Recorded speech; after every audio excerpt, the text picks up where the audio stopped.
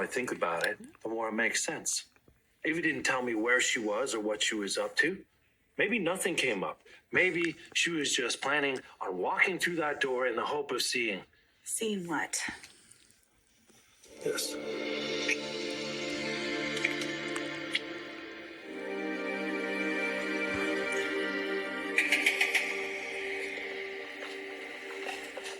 How'd your meeting go?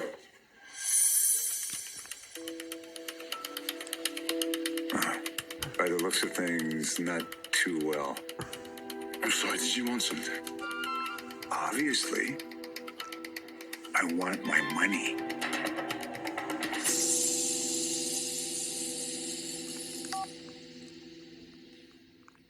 Abby, what's going on? Where are you? Johnny's...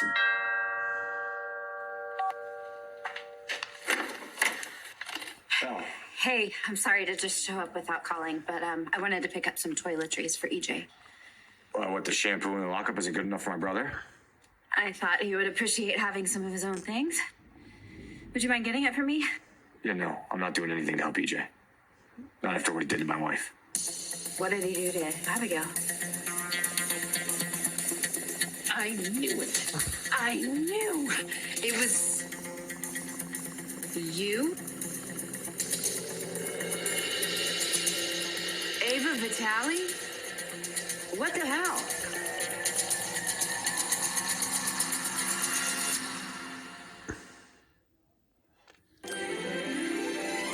Like sand through the hourglass, so are the days of our lives.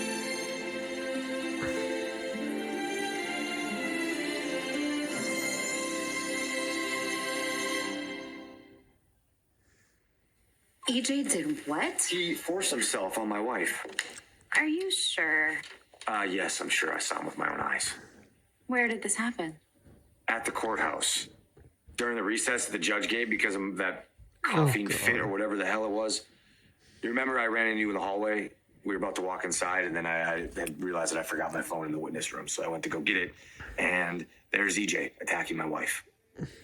What did he say when you walked in? Well, after Abigail slapped him across the face, I asked him what the hell he thought he was doing, and he wasn't even the least bit apologetic. Just sat there, staring at me, smug as ever. Oh my God. Good night. See you Friday. I just can't believe he would do something so disgusting. I was gonna kill him. Abby asked me not to. You know what? It really doesn't make sense, though, because, I mean, you were about to get back on the stand, and you made it pretty clear that we would be pleased with your testimony, so why would EJ sabotage himself like that? Because EJ is an arrogant bastard who thinks he can do whatever he wants. Not to mention an entitled pig that thinks he can help himself to whatever he wants. Do you know what he said to my wife? He said that he was going to take her on the conference table. Take her. I mean, who knows what would have happened if I hadn't showed up when I did. God, well, no wonder you were so mad when you came back from that recess. Yeah, well, he's going to be spending the next decade in prison, so maybe he'll learn to keep his hands to himself. I am so sorry for what Abigail had to go through. I mean, there's no excuse for EJ's behavior.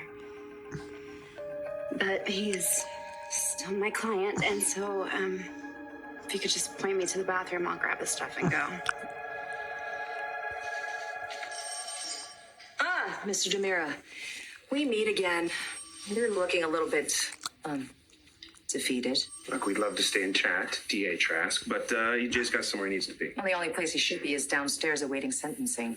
He's meeting with his lawyer. I hope not to discuss an appeal. That's between me and my attorney. Well, it's your money, but I should warn you, it's a waste of time. We'll see. You are so damn arrogant. All of you DeMiras are. For years I've tried to take one of you down, but you always seem to slither out of trouble. But at last, all my hard work is paid off.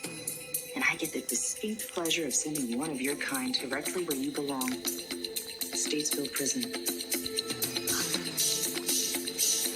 Your money? Yeah, that's where you're headed, right? After the meeting I had with you and Abigail DeMira earlier today? You went to procure payment for our little exchange, remember? Last spring, Sarah Horton needed somebody to fly her out of Salem. I'm the guy who did the job. I told you I would tell you but it was going to cost you? Yeah, right. I did. Ned Granger. I've got a lot on my mind, Ned, so if you'll excuse me, Whoa. What are you trying to pull? I'm not sure what you mean. You and Mrs. Demura were very anxious to get information out of me. Told me to sit tight. I'm going to get my cat.